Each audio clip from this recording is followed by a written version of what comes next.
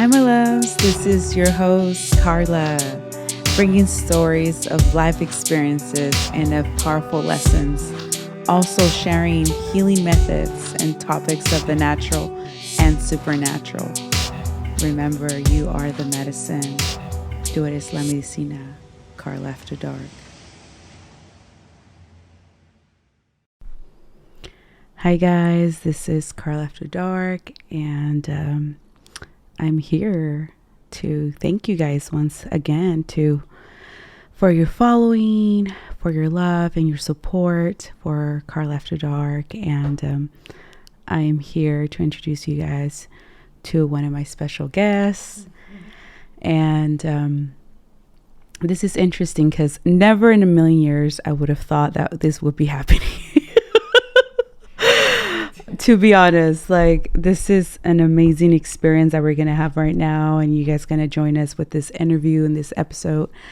And thank you guys again for following us. And this special person is one of my best friends for, gosh, are we pushing 14 years? And so Mrs. Nikki Castillo. Hey, Nikki. And we are here recording and video recording, and we're hoping that this will be going soon to YouTube. So follow us, Karla After Dark, there, and subscribe and share, you guys. So with Nikki, I'm here to share a special human being. This is an introduction. It's very important for me because the fact that Nikki's been in my life this long since we crossed paths, and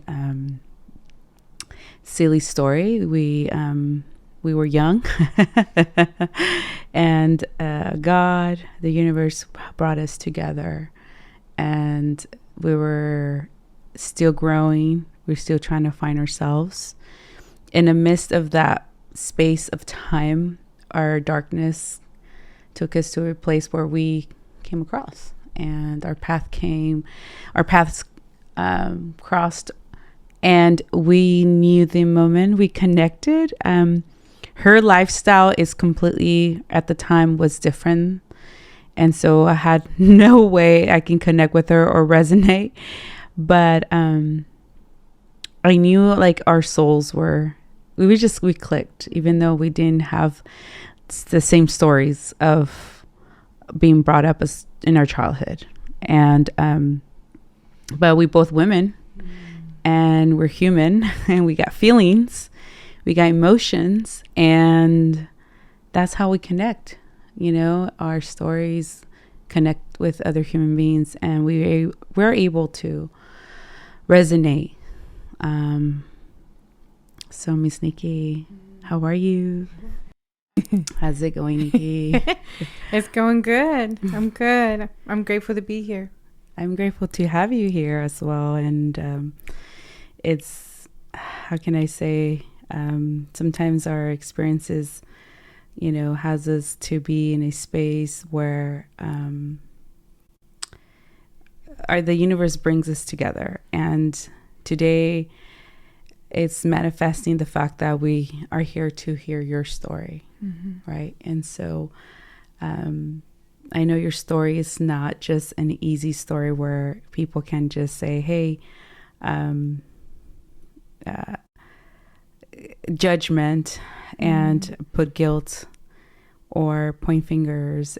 I think it's the part where we're here to hold each other in a space where we can hear our hearts in the part of your childhood and your upbringing, and how you are, or who you are in this present time. Mm-hmm. So go ahead, Nikki. And where do I begin? There's so much that I had to go through to get here. And it hasn't been an easy journey, and you've seen a big part of that. Let's go back, right? I was born into this world December 6, 1985, and I was born with alcohol syndrome and methamphetamines in my system. So I really didn't have any fighting chance. And I was then neglected by my mother within 2 weeks old, and got taken away from her at that age, along with my 2 sisters. And we were put into foster care.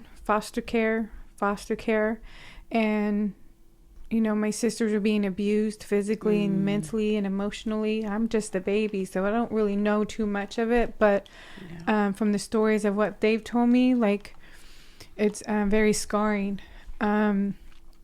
We were born in Oklahoma City, and we were adopted by a family that lived out in Claremore, Oklahoma. And this is a white family, and they really didn't know what they were getting their hands into. And like growing up, as I look back, it felt that they did not do the research, to really find out the backstory, or like they had the adoption papers, but they didn't want to open it and to really see what was inside there, because we were left in a way that wasn't okay. It said open with caution. So I was adopted when I was 3. Crystal was 4. Amy was 7. And we lived in a town called Manford. And it was the best time until I turned 8. Like there wasn't really any horror stories from 3 to 8. Like if I look back at pictures, we look so happy. And but 8 is when everything started turning upside down. We had a brother that was adopted before us. He was special needs, and he started a fire with wanting to experience cigarettes. And his room was part of the laundry room, and it just blew all the smoke in the room, and the door was locked. We couldn't get him out. Like, I remember that night very vividly. I remember banging on that door, trying to touch the doorknob, but it was too hot. And my dad was literally trying to get the pots and pans and bang down the door, and we just couldn't get him out. And like when I see a fire truck, or an ambulance, and for the longest time I would get triggered by that, and I would get shut down, and I would just get stiff. And it's crazy because it's gotten better through time, but for the longest time that was like one of the reasons why I would escape, because I couldn't really I still couldn't comprehend that, like, that happened, like he died in that room and we couldn't get him out. And it was very horrifying because it really turned our household upside down completely. My mother was so angry that she had to take her pain and her frustrations out on somebody, and that happened to be me. And like I was a black sheep of the family, and my love was never enough with her. And anytime that I would get loved by Dad, she would find a way to just take that away from me. Like anything that I was good at, she would take it away from me. And I know that's when the abuse started. I got sexually molested by my uncle. I got molested by the babysitter, got molested by the neighbor. And anytime I would tell her something was happening, she wouldn't believe me. So I didn't have a safe place to go to. And I all I know is that, like, I started using drugs at a really young age. Alcohol is a drug, and that's the drug I chose. It was the most easiest thing I could get my hands on. It was always available at the house. There was parties every weekend. Her friends would always let me have a drink, let me smoke a cigarette, smoke pot. And that was from 8 and on. It's crazy because, like, my dad was like in the background of it all.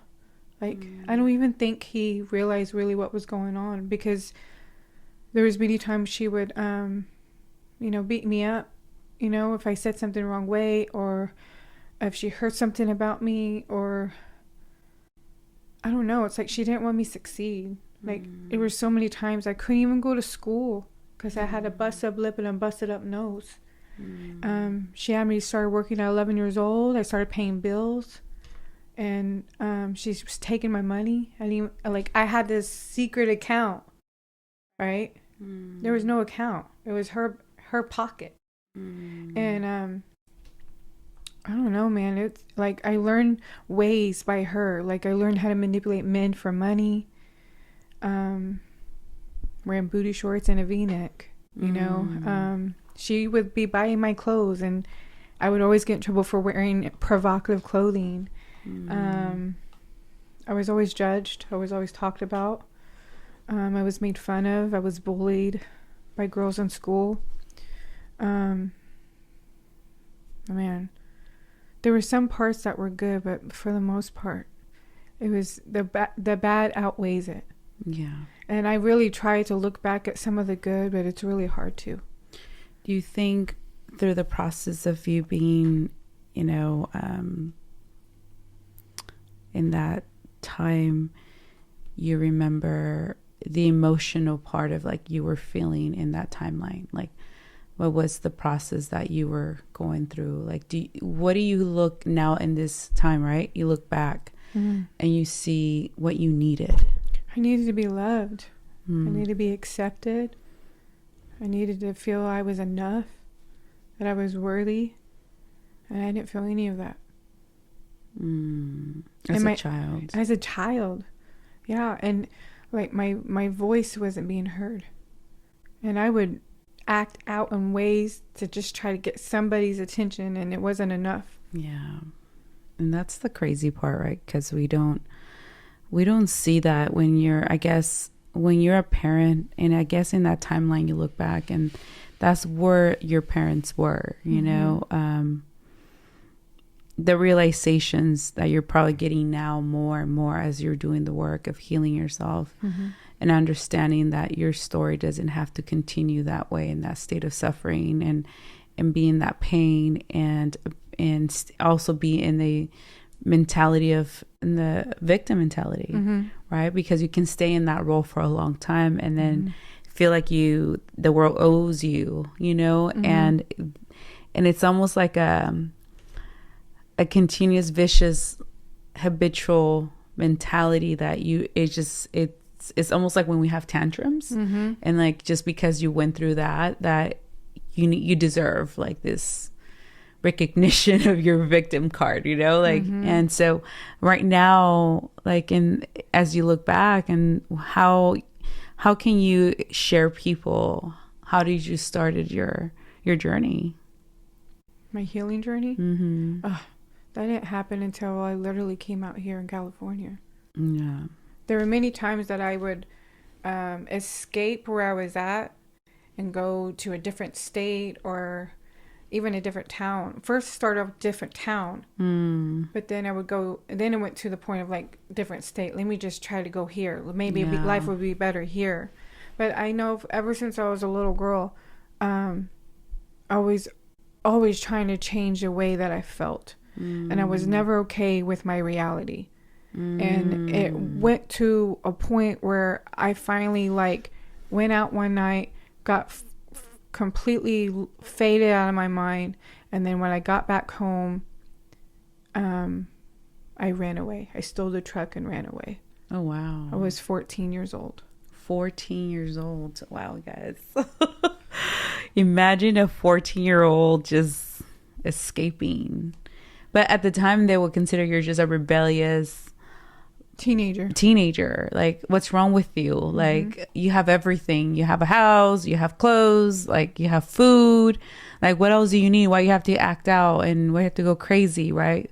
But your emotional needs were not being met. And it's crazy because a week before that I committed suicide. And you're attempting to commit suicide? No way. I attempted to commit suicide. I took all the medication that the doctor prescribed me for anxiety, depression, and bipolar. Apparently I had bipolar, but really it was because I kept using drugs, you know, and so I would have different mood swings. So they said I was bipolar at the time, but I ended up drinking a fifth of it was like a Southern Comfort, and took so many pills. Wow. And I was just hoping I didn't wake up. Yeah. Wow. But I woke up and I went belligerent crazy. I chased my mom with a knife. I said, "You're never going to put your hands on me." I went loco. You went crazy. Yeah.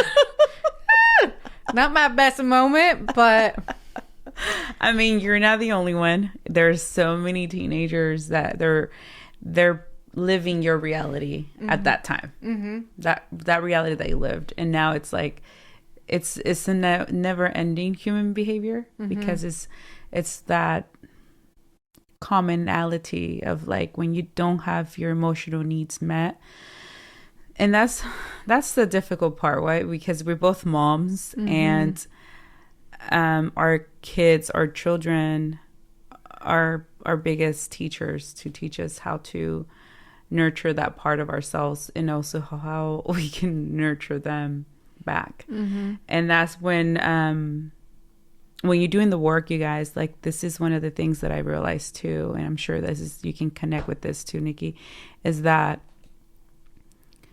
we look back into our past, right? We revisit so we can not salvage, but understand the root of things, right?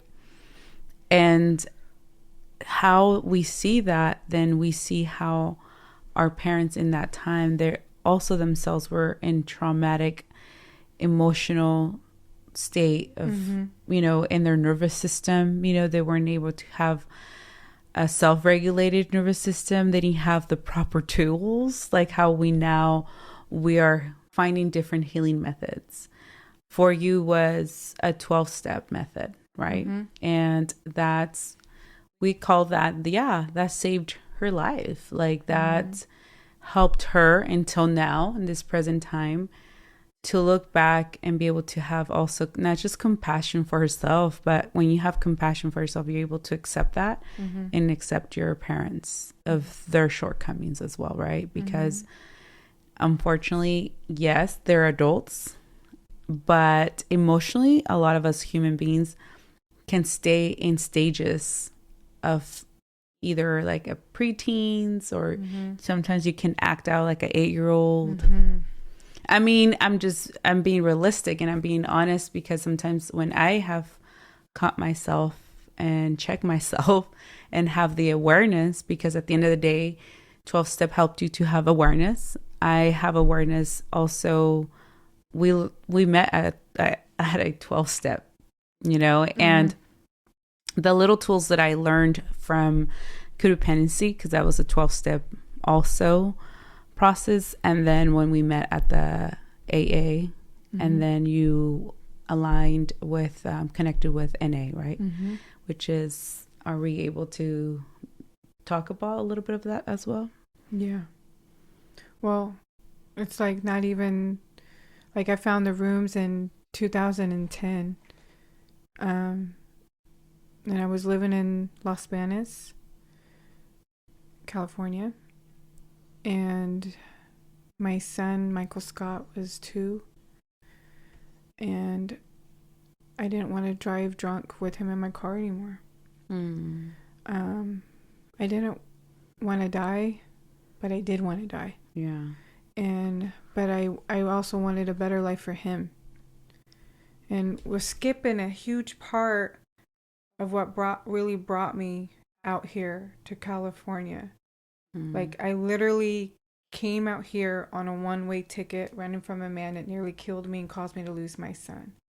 And I again ran to all across these states to come out here in California to hope that there was something out here for me. I didn't know what it was. I didn't know there was a program. I didn't know there was any kind of healing out here. I didn't know nothing. All I knew is that I met this man within a couple months of me breaking up with me breaking up with dude and leaving his ass, and me falling in love. And he said, let's go to California. I'm like, okay, let's go. It was like my getaway. So when I got with him, I really was hoping it was going to be it. Like, that this was going to be my life. I'm going to be happy. But like, I took all that trauma and all that pain along with me out here. And when I seen myself one more time get arrested for a DUI, and not even knowing how I ended up where I ended up, I knew I needed to get help. And I went to this church called Celebrate Recovery, and I met somebody there that said, let's go to a meeting. And that was in 2010. Wow. And so I didn't stay. I ended up finding somebody else. I didn't take suggestions. She sure didn't. I mean, what can I say? I wasn't doing the work. I wasn't trusting nobody. Like, my mindset was so corrupted too. Like, it was like nobody was ever going to tell me what to do and how to do it and when to do it. And I felt like the few people I met were trying to control me. But as I look back at it, it wasn't. No. It was just my perception. Your perception, your lens, right? Your lens, that it's your ego. Oh, dang. Your ego was like in a protective mechanism. Oh, yes, my survivor. So your survival, it was full armor, full effect. Full effect. Full effect. And so you couldn't see it as like a positive form. You were seen as like, why are you trying to control me? Why are you trying to tame me down? Why are you tell me what to do? And it would annoy you. It will irritate you and become very defensive. I do recall those times when you would not take a lot of suggestions from your sponsor. Nope. I wasn't ready. I had to go through some more unnecessary pain. I had to go through relapse after relapse after relapse after relapse, and then be given that gift of desperation and losing my kids. That was what brought me to my knees. Oh, wow. Yes. That was brutal. It was brutal. It was intense. Yeah. And like, what's crazy about it all is that when we don't deal with the trauma, when we don't work through it with outside help on top of this program that I'm in, like, there's not going to be any relief. And because I was so wrapped up in fear, ego, pride, it affected my adult life to a point where I couldn't even parent my own kids. And I didn't have kids to not be able to parent them. I had kids because I wanted somebody to love me. And I wanted to be able to give them my love, but I wasn't capable of doing that. That's wild. Because, I mean, I'm sure that Nikki, when she got pregnant, I'm sure you felt like there was a shift for you, right? Because you wanted to feel like you had your own family. But, I mean, what will you tell that Nikki?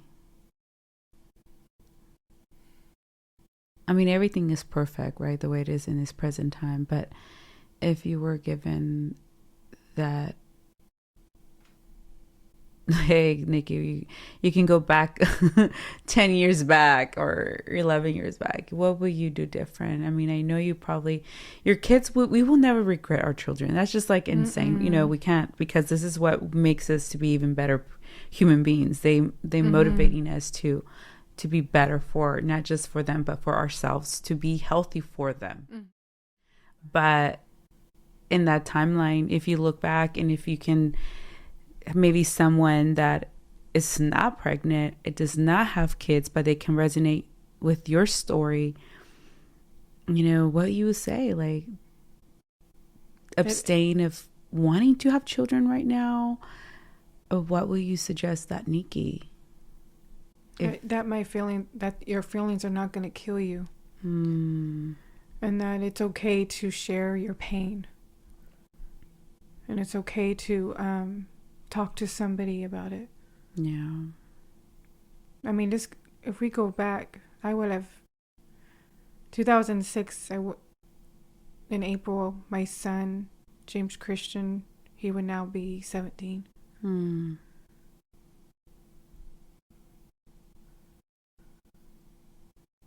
I really felt that man took something from me for a really long time, and he took him. And I remember him in my womb. I heard his heartbeat. Like, I had to sneak to get to the doctor to just make sure his heartbeat was okay. I had to sneak a meal with my parents to let them know I was pregnant. with him, and I knew it was a boy. I didn't even know the sex, but I had a feeling it was a boy. And I wanted him so badly. He had no right doing that to me. I didn't think I was going to make it alive. No. I think being locked in that room, I just prayed. I prayed so much. In the part that when you felt and that you needed someone to protect you, to feel safe, to feel loved, and you thought that this particular human being was going to give you that, right? A man who, unfortunately, in this time, I'm grateful to know that there's so many amazing, beautiful men out there who are healing and doing the work of facing their darkness as well, right? Of course, we're built to be the women and feminine, and be in that energy to feel that we are the nurturers and the lovers. Then we have struggled, as I think, collectively as women, because you gone in through that situation. I've never gone through that situation, but I know a lot of women. You're not the only one that secretly live a life like that, and they don't share it, or they've lived that life, but they still don't share it. Because there's so much shame. Like, how could you stay? How could you allow a person to do that to you? And blah, blah, blah. There's so much judgment and shame on that. But it's because you were in fear. You were there in fear. I wasn't using drugs either. Because when I was using drugs, that gave me a freaking... Courage. Gave me wings and gave me courage. That wicked courage where, like, I will stand up to him and beat him at his own game. Yeah. But the minute I stopped, when I found out I was pregnant, it was like little Nikki. It was little Nikki. Little Nikki couldn't do shit. Yeah. Because like you freezed. Yeah. Like you just couldn't do. Go back to 8-year-old little Nikki when she was being molested in the middle of the night by her uncle. So, your whole subconscious, right? It took you back. It took me way back. But even in that reality, in that moment, you just felt powerless. Yeah. Right? You felt scared as hell. Wow. Because I seen what he was capable of doing. Torturing me, tying me down. Yeah. That's the wild part, right? When... How can you lock somebody in a room and not let them eat or use the restroom? How is anybody supposed to survive that? Or live after that? Like, I know that place we were living in, if it wasn't for the landlord, he was my safe haven. Because I flickered the light. Wow. It's like he knew. I wish I could remember that man's name. I don't think he's alive anymore. Wow. I remember his face. He had glasses. He had a goatee. It was salt and pepper. He was older. I want to say he was probably around 70s. Wow. He was my safe haven. He was like that angel that, He knew. It's like he knew without me saying anything. He could probably feel your fear. Yeah.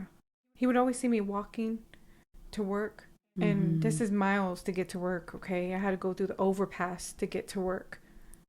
Yeah, and I'm pregnant. And he started seeing the pattern, and so he would pick me up when we get to a certain spot and then take me to work. Wow. That's wild. And, I mean... I know you said you had a lot of like emotional trauma with that experience, even more. I think it's because you kept reliving a trauma that you already had, right? It just kept repeating the emotional chaoticness that was already trapped in your body. That energy, that emotional energy, like you were reliving it again. Yeah, every time I relapsed, I kept having to go through the whole process all over again from my childhood to that point. And for the longest time, I didn't even see it or really realize that I believed that I was that trauma. And it didn't take it took my husband to tell me, like, you're not your trauma, Nikki. That's not who you are. And then he reminded me that I'm a survivor, that I'm a strong, courageous woman, and that I can do anything I set my mind to. That's beautiful. There are good men out there. Just FYI, guys.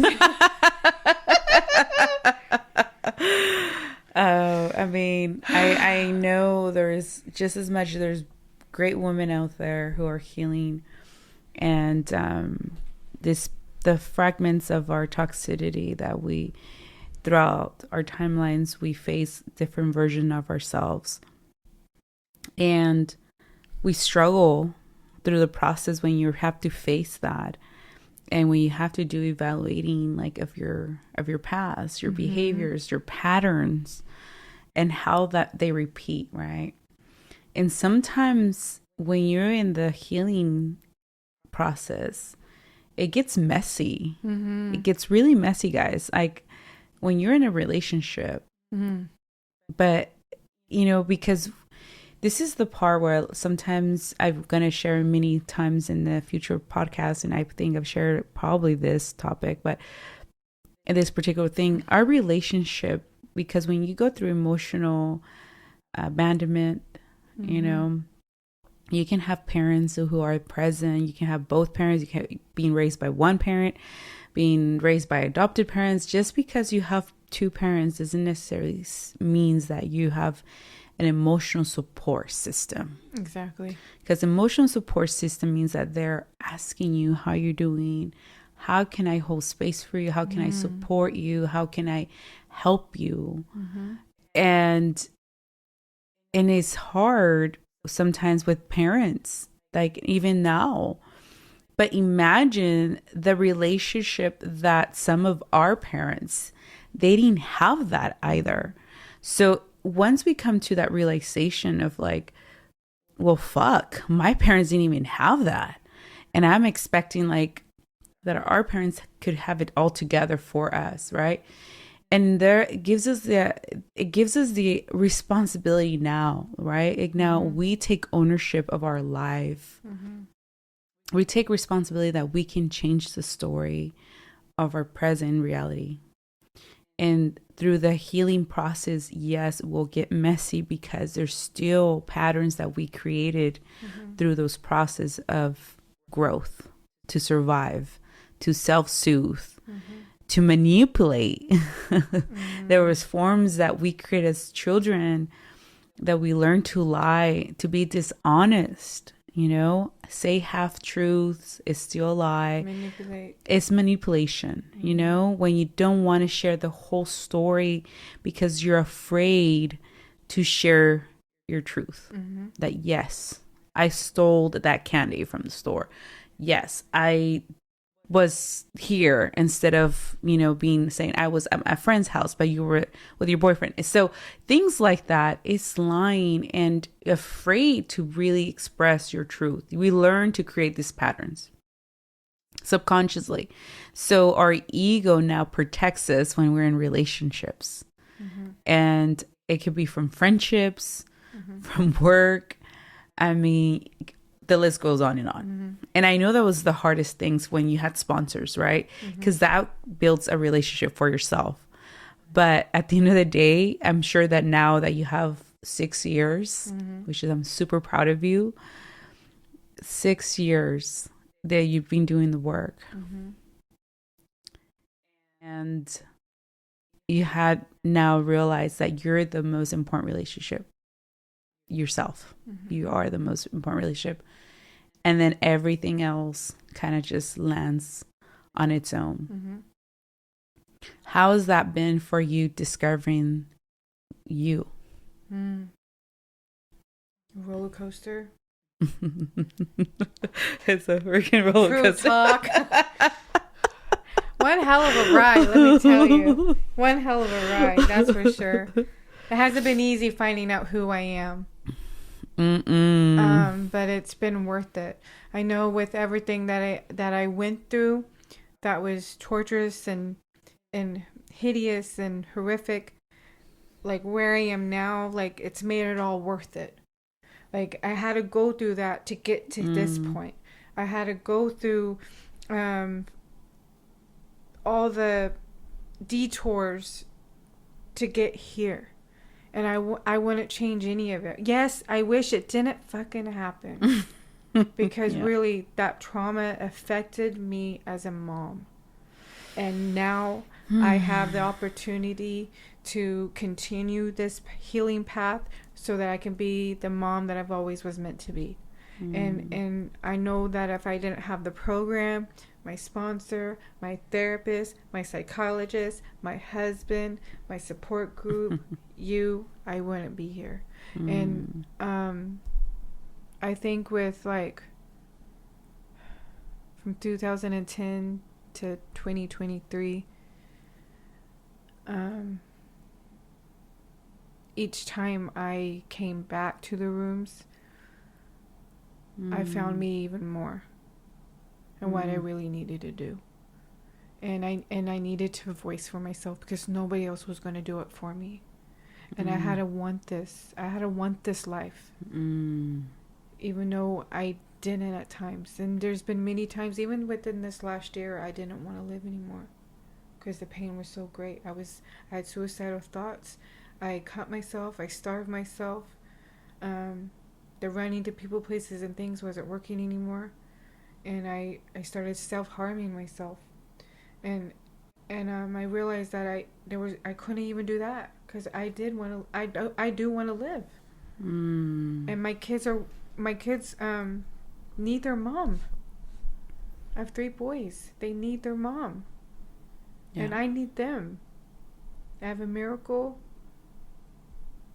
I have one of them's my inspiration and the other one's my light. And I get to advocate for 2 of them because they're special needs. Like they need me just as much as I need them. Yeah. So I knew what I needed to do, and that was to do the work and face the trauma and let it go, because that's what it come down to. I had to let it go. I had to do a deep, deep surrender. That's the crazy part. I would just start reading this book, which I'm going to probably share to you, but it's the author from Untethered Soul, and it's the surrender in the experience, something like that. And you have to completely like understand that your mind cannot control your life. No. So that's one of the key, you guys, the awareness. Once you're in this path, once you have a support system, once you understand how this works, is that your mind will tell you something. And that's the lens part where you start seeing it from, oh, she talked to me this way. So then you jump into this ego, then you jump in that role. But when you learn to start surrendering in the form of like, let me just experience this, what's happening, without being attached to the experience. And let me see, where is this coming from, you know, instead of always trying to find this person should have said this or that. You learn to kind of like face what's for you, like why you're perceiving it. It's so personal. And that's the thing, like surrendering and letting go. Like you don't have to take everything so personal, right? And that's difficult when you don't have the awareness. Everything is an offense. Everything is like, oh no, they didn't, and your survival mechanism comes out, and then your ego, right? And so you're defending yourself constantly. But we can't live our life thinking that the world owes us, and we have to play this part in this role all the time. And we can just surrender, let go of the past, and move on forward. Yeah, I think for me that like I know I can't take things so personal, but what I also know is I'm a very sensitive person. Yeah. And that I have to also cut myself some slack, even if my feelings do get hurt. And when my feelings do get hurt, I don't need to react and act a fool. I can respond it in a way like, you know what, that wasn't okay. I don't appreciate that. Like, girl, that took time for me to be able to do that. She was. I mean, I'm sensitive, but shit, I don't know. I was like a ticking time bomb. Like, I would F you. Who the F are you? Back to F off. I don't know if you remember that. But. Yes. There was moments I was like, okay. Yeah, I'm not with her. and it's like that's the part I think where it's the younger self. It's your younger self. Like, you are an adult now, but the emotional part will come out, and it's your younger self. And now, like, I'm the adult now. I can defend you. I can defend you, little Nikki. I got them. Like, they're not gonna hurt you. So there you go. Like, you know. So that's the reactive in the adult form, but you're emotionally in that space where it takes you back to defend yourself, because when you were younger, you weren't able to voice that, right? Yeah, and I've caught myself when I'm like in certain connections, right, with relationships or friendships as well. Like, you get reactive, right? Because we're surrounded by relationships. It could be like, again, those are work. Work can be like with your boss, with your supervisor, with the head honcho. Like, you're gonna be like, oh no, like, you don't talk to me, and so then that it becomes very like a switch, right? Like, you're just reactive. I have grown so much with the male authority all around. Wow. Because the boss I have now is tremendous with me. And knows how to talk to me. I just like to be talked to in a certain way, like, which is respect. Not like I'm a dog. I'm a human, you guys. Jeez. Even a dog. Not even animals, okay? Some animals get respected more. And don't do the finger in the face kind of thing. I don't like that either. Overpower me with your macho-ness. Get back. You know, I didn't do well with that. I got fired from a job because I had a male boss that did that tried to overpower me and overtalk me and shame me all at the same time. And I said, F you. But the boss I have today, I've been with him for 3 years, working on my 4th year, and he's been part of my healing process, and he knows everything about me. And I think that's been the key too. I'm honest about where I'm at and what I'm doing and what I'm going through today. And for a long time, I wasn't like that. And like, I found my voice. Yeah. I found my voice. And when I'm not okay, it's okay. When I'm not okay, I know what I got to do. Yeah. You know, I have these tools that help me, that I've learned from that program, and with my therapist and with my psychologist. They've given me these tools that I can apply in my life on a daily basis. And there's days I don't want to pick a tool up. I just want to stay in bed. But that opens the door to darkness. Oh. And I can't go there. I have too much to live for today. You know, it's mind-blowing if you really take a look at it. Really take a good look at my whole being, my whole life. Yeah, it's been, I mean, to be honest, it's been a magical, to be transparent. It's been amazing to see you evolve so much. You know, I think we both evolve a lot. We've gone through different things through these years, and different phases. We gone through phases. She was single, I was married or engaged, and it's like, no, she got married, I got separated, divorced, and now I'm like, it's like one of those things, you guys. Like, that's where the shift of timelines. Like, we're going through different realities, and we're a lot more mature. we've grown a lot, not just the age, but emotionally maturity, where we can handle things, which we hold space in different forms for each other.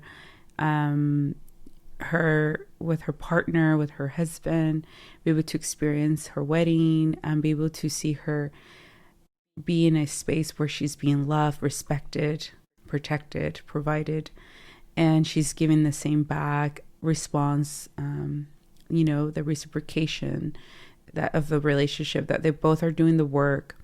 And that's like the most one important things when you're in this path, right? And this means path means like when you are healing, period.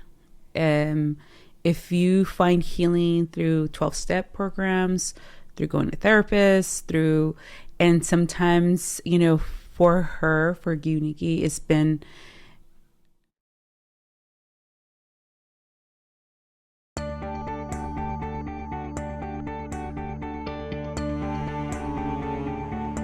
Hey, my loves, thank you for joining me on this episode of Karla After Dark. If you enjoy this episode, please like and subscribe, share them, follow the link below. I am looking forward to you joining me on my next episode. Thank you for your love. Namaste.